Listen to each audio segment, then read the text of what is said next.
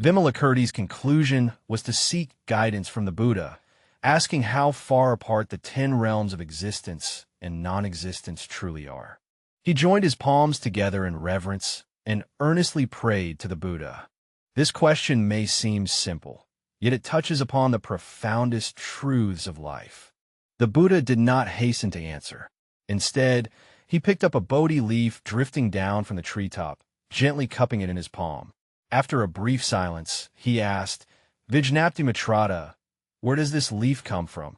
Vijnaptimatrata calmly gazed at the leaf in his hand and replied, World-honored one, this leaf has fallen from the Bodhi tree above our heads. It once bathed in sunlight atop the treetops, drew in the rain and dew, and received the nourishment of the earth, allowing it to grow strong and vigorous.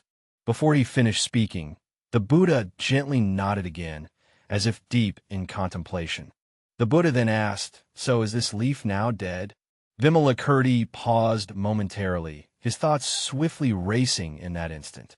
He looked at the fallen leaf and realized that it was not withered and dead. Rather, it seemed to carry a new vitality. Then he took a deep breath and replied, Although it has fallen from the branch and can no longer absorb sunlight as before, it has become nutrients in the soil that nourish the earth. It seems to have died, yet it appears not to have completely perished. He paused for a moment and continued, Although this leaf has fallen from the tree, it has not lost its meaning.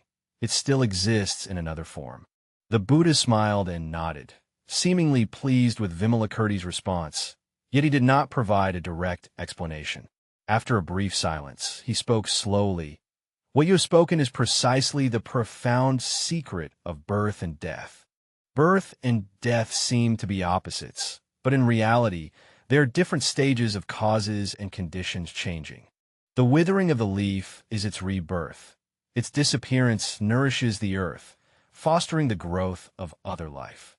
Samsara is not an absolute end, but a transformation and continuation of life arising due to dependent origination in different forms.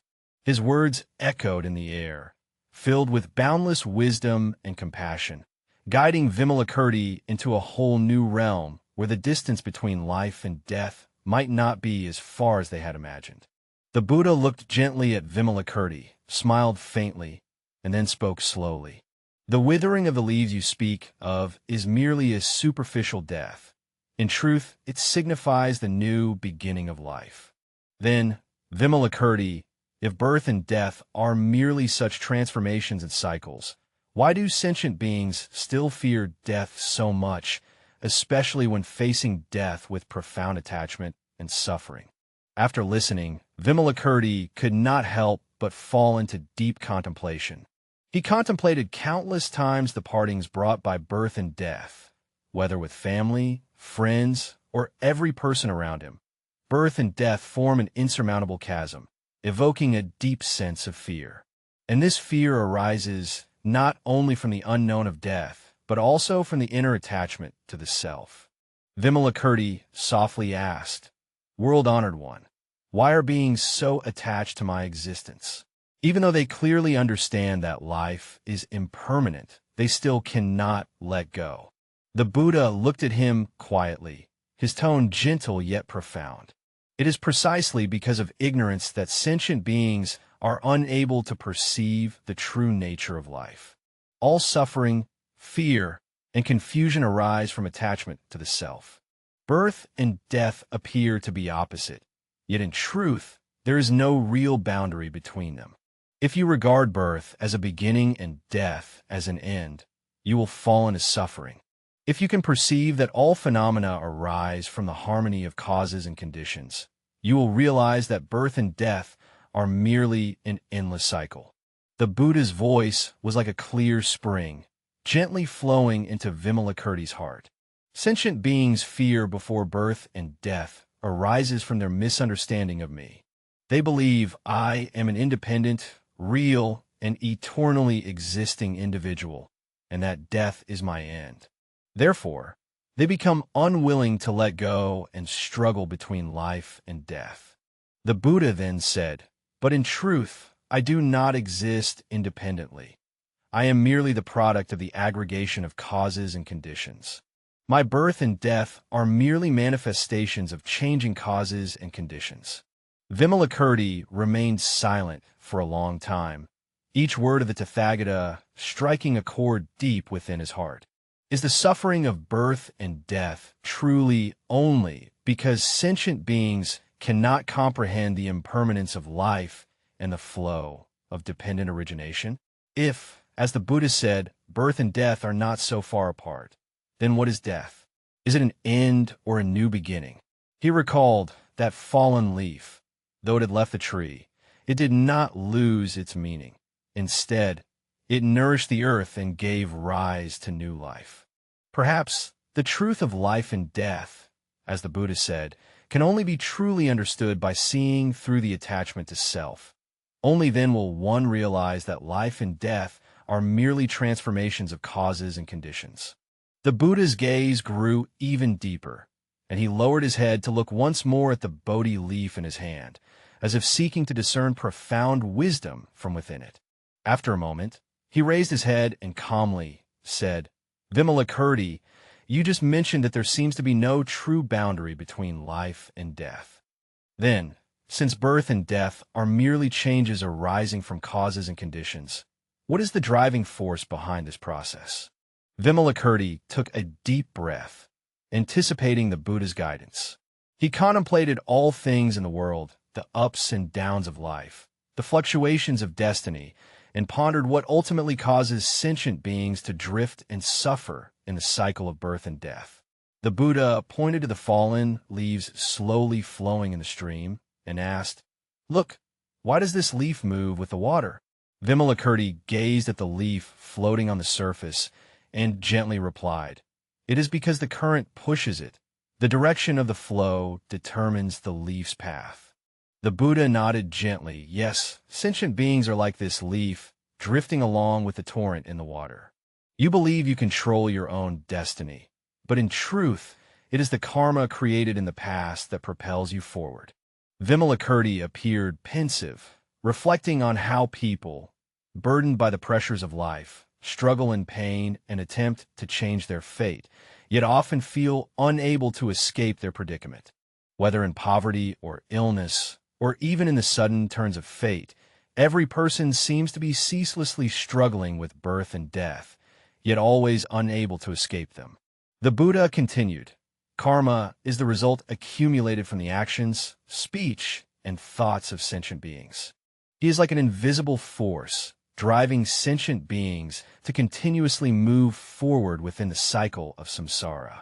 Whether it is wholesome karma or unwholesome karma, it will repay you in some form at a certain time in the future.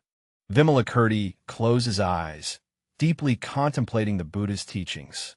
He suddenly understood that everything in life, whether favorable or adverse circumstances, is actually the result of one's past actions.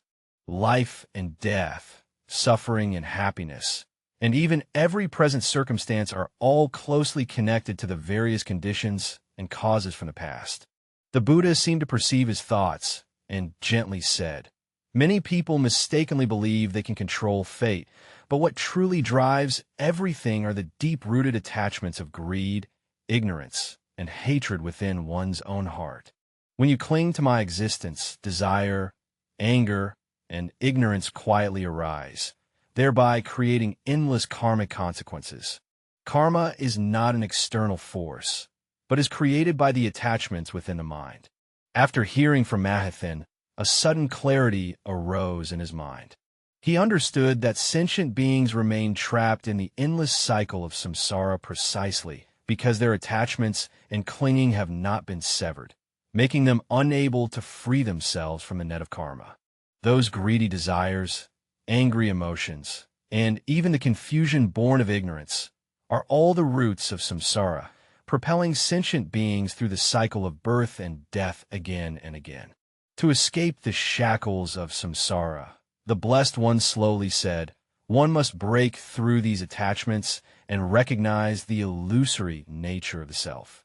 Vimalakirti listened quietly, and his understanding of birth and death gradually deepened to a new level. Finally, He could no longer hold back and asked, "Oh, Shakyamuni, since karma is so powerful and sentient beings are deeply trapped in samsara, how can one truly transcend this endless cycle of rebirth?" The Buddha smiled gently, his gaze soft yet imbued with profound power. Karma is indeed powerful, but is not immutable. Just as flowing water carries leaf along, if the direction of the flow changes, the leaves will also change their course accordingly. Although the cyclical existence of sentient beings is driven by karma, just as the flow of water can change direction, conditions and causes can be transformed. If you are able to practice cultivation and subdue the mind, you can gradually transform the karmic accumulations within yourself and thus transcend the cycle of samsara. After hearing Maha, if one attains some insight yet still feels confused, how should one begin practice?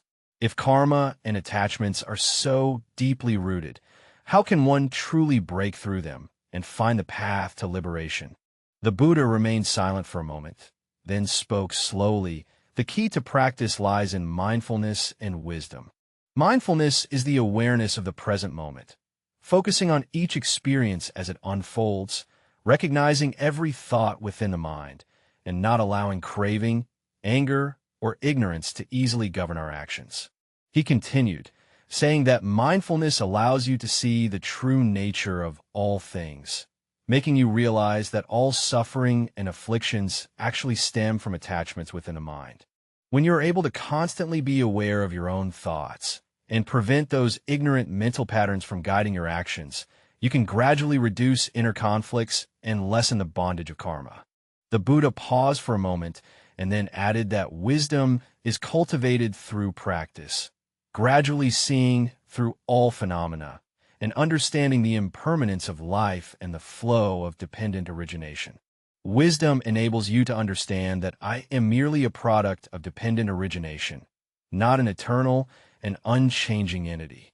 When you realize this, attachment naturally dissipates, and the suffering of samsara gradually diminishes. After listening to Vimalakirti, he experienced a sudden enlightenment in his heart. He understood that transcending the cycle of samsara is not an instantaneous event, but a profound inner transformation.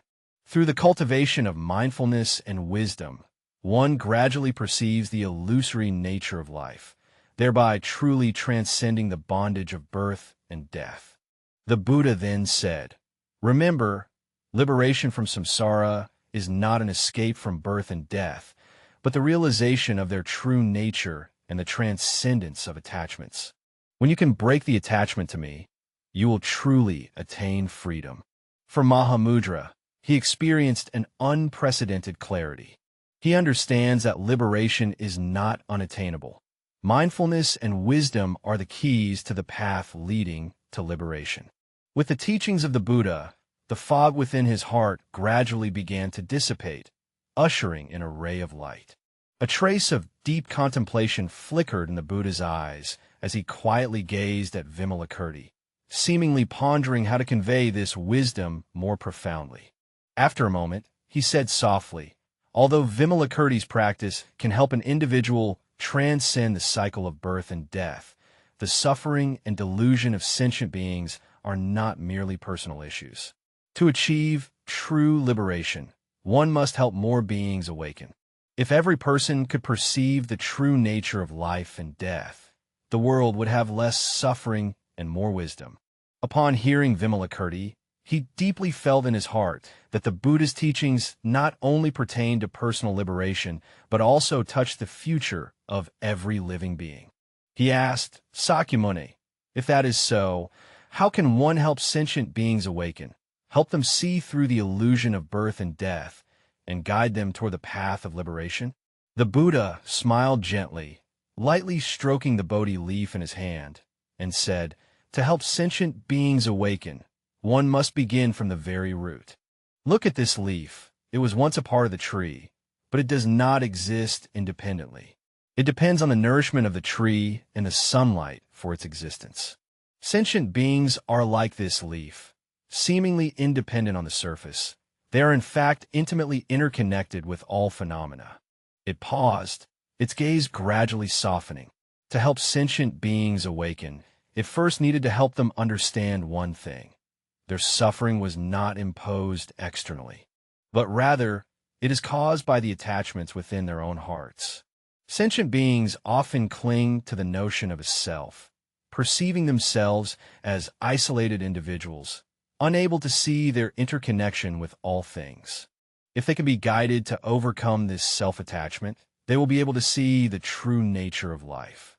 The Buddha's tone is gentle yet firm, and through practice, we can cultivate the wisdom within our hearts, helping others realize that everyone possesses Buddha nature. This Buddha nature is like a seed.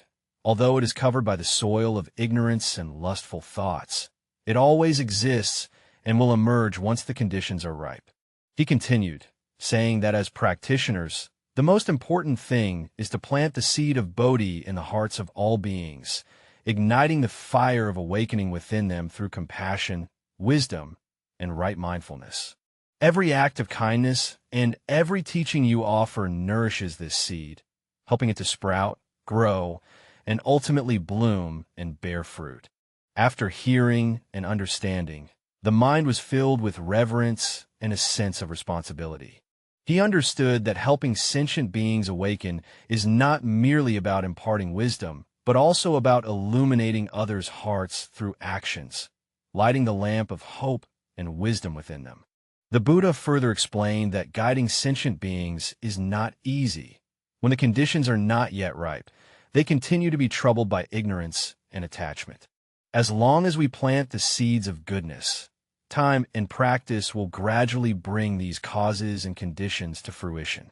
Just as the spring breeze sweeps across the earth, eventually causing all things to revive, so too is the awakening of sentient beings.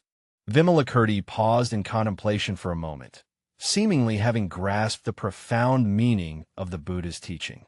He understood that liberation is not a solitary matter, but requires a great compassionate heart to help every soul toward awakening. Whether through personal practice or the transmission of the Dharma, the aim is to help more sentient beings break free from the cycle of samsara and attain true freedom and wisdom. The Buddha's gaze gradually deepened, as if transcending all boundaries of time, space, and life, carrying a serene power. He lifted his head and gazed toward the distant mountains, his voice low and clear. Vimalakirti, you have inquired into the nature of birth and death, and have also contemplated how to transcend the cycle of samsara. Now, I will reveal to you a deeper truth, Nirvana. Vimalakirti listened quietly, his heart filled with doubt and longing. He had long heard the word Nirvana, but always felt it was unattainable, like an untouched primordial realm. The Buddha continued, Nirvana is not a place of escape from birth and death, nor is it evading the cycle of samsara. Nirvana is neither a physical existence nor a state of escape from birth and death.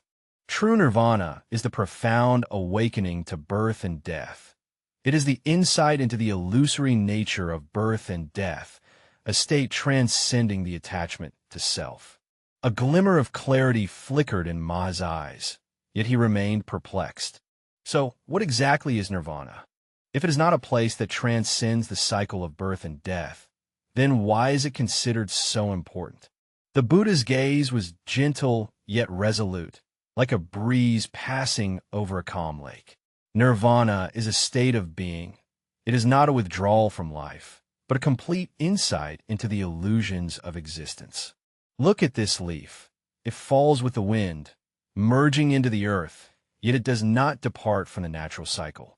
Nirvana is precisely this transcendence, neither clinging to life nor fearing death, but recognizing that all phenomena arise from dependent origination and are subject to the impermanent flow of change.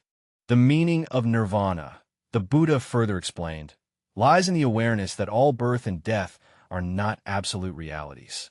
Sentient beings are trapped in the cycle of samsara because of their attachment to the self, which causes them suffering and fear. If one can see through the attachment to self, one can realize that birth and death are merely different manifestations of life, and thus no longer be bound by them. Nirvana is the liberation from attachment to birth and death, attaining a state of fearlessness, freedom, and tranquility. Vimalakirti pondered deeply, and he finally began to comprehend the true meaning of nirvana. The Buddha's teachings brought him a sense of unprecedented clarity and liberation. Nirvana is not an escape, but a transcendence over birth and death. It is a profound insight into the impermanence of life from the depths of one's heart, a liberation attained through the breaking of attachment. The Buddha finally added that nirvana is not an end, but a new beginning. It is like a leaf returning to its root, embracing the natural world. Although life is impermanent, nirvana allows you to perceive the true nature of existence with a broader perspective. Vimalakirti sat there quietly, experiencing an unprecedented sense of serenity. He realized that nirvana is not an ultimate end. It is the beginning of liberation from the self, entering a state of fearlessness, without regrets and without remorse. Birth and death are merely changes in conditions. Nirvana is the ultimate awakening and freedom, transcending all dualities and suffering, reaching the supreme wisdom of life. The Buddha's gaze gently fell upon the realm of Mara, as if penetrating the doubts and realizations within his heart. After a long silence, the Buddha spoke slowly. Vimaksha, do you understand the true distance between life and death? Vimaksha bowed his head in contemplation, his mind as clear as still water. The fog of birth and death gradually dissipated, and he felt a pure stream flowing deep within, as if everything had become clear. Vimalakirti joined his palms together and respectfully replied, World-honored one, birth and death are not distant extremes. They are actually one entity, arising from the continuous flow of the same cause and condition. It is precisely the root of our delusion. By eliminating attachment to the self, we can perceive the illusory nature of birth and death. Between life and death, there is truly no distance, only the coming together and parting of causes and conditions. The Buddha gently nodded, his eyes filled with profound compassion, and said, Indeed, it is so. Sentient beings are trapped by attachment. If they can transcend this attachment, they will see birth and death as fleeting clouds. Samsara is merely the transformation of conditions. True liberation is to see through all of this, to transcend the bonds of birth and death, and to attain freedom and peace.